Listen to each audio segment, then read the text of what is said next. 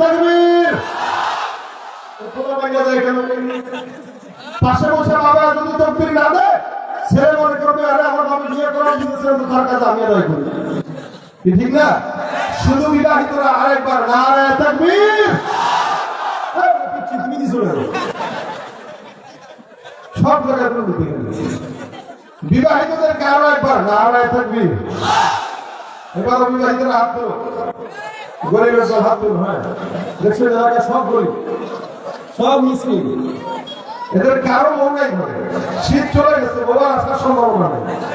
আমার সামনের বছরের শীত ছাড়ার জন্য জিজ্ঞেস করি, তাকবীরের আওয়াজ কি বেশি হবে না কম হবে? গলা কাশে না, আর একটু জোরে তাকবীর হবে, আস্তে না জোরে দেখা যাবে। বলবো রেডি?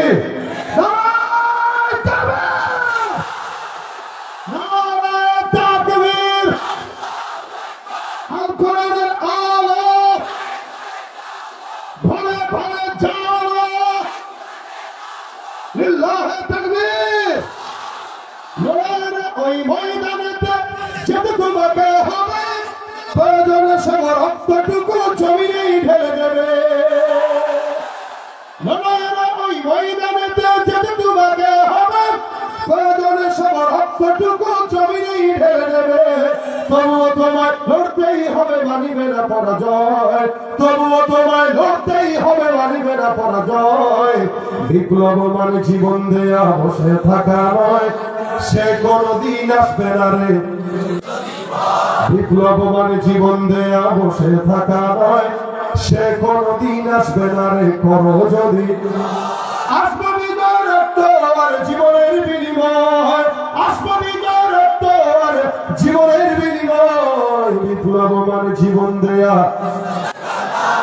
সে কোনদিন আসবে না রে। করো যদি ভয়, বিপ্লব মানে জীবন দেয়া বসে থাকা, সে কোনদিন আসবে না রে। করো যদি ভয়। ঠিক না? ভয় করবো কাকে?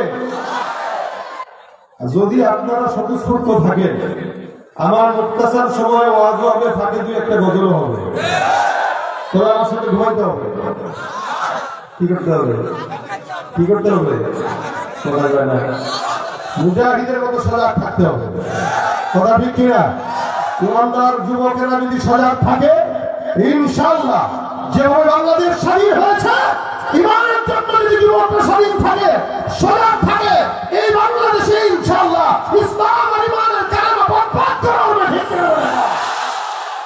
যুবকরা তৈয়ার তো ইনশাআল্লাহ থাকবেন কতক্ষণ?